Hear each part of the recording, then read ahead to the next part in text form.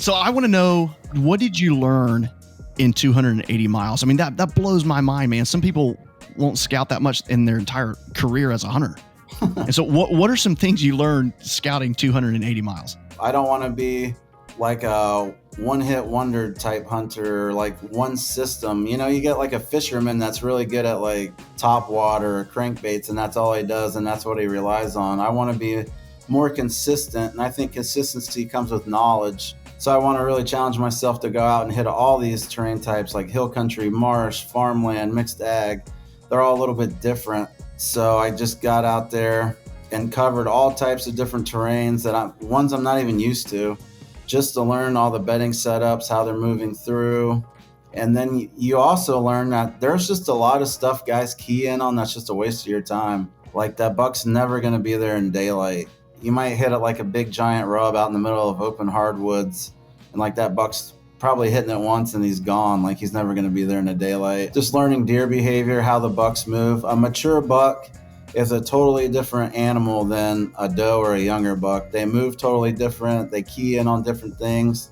Their needs are different, like where they bed at. They're going to have the best bedding. They absolutely have to have browse. So I'm really keying in now on like secondary food sources, which would be browse, honey locust pods, duck potato, raspberry bush, red osier dogwood, even like stinging nettles.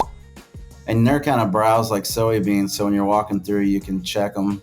I learned a lot of bucks don't leave a lot of sign, like the big mature bucks. Usually it's just in their little tiny core area, like that 100-yard bubble around their bed. A lot of times it's way smaller than that.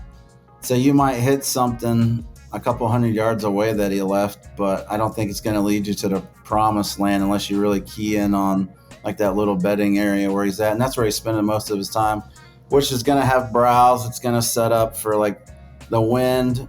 Visuals, deer use their eyes way more than people think. They're always watching. A lot of times, like they're watching the parking lot, any kind of access trail, or they're out looking, in hill country. They want a really good visual. And I find bucks bedded in places that I'd be like, what in the world is this buck doing here?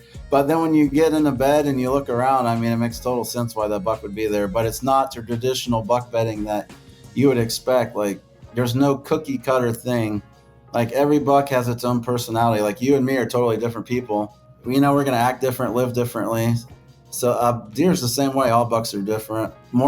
Some bucks are way more ballsy than other bucks. Some are really shy. Some like to bed out in the open and use their eyes more. Some like to use their nose more than others. And sometimes even the wind, like most of the time they're bedded with the wind over their back, but not every situation. Sometimes they're in like a thermal hub, or the thermals pull some weird way that you're not expecting because you haven't wind mapped the area yet, and he's bedded down. So just like the behaviors of all these different bucks is really interesting, and just these overlooked kind of places that everybody's like, yeah, I'm good, but no, that big buck's living there because nobody goes there, or he has the ultimate advantage bedding there, and you just you didn't go there and check it out. So I'm looking for really isolated spots like that.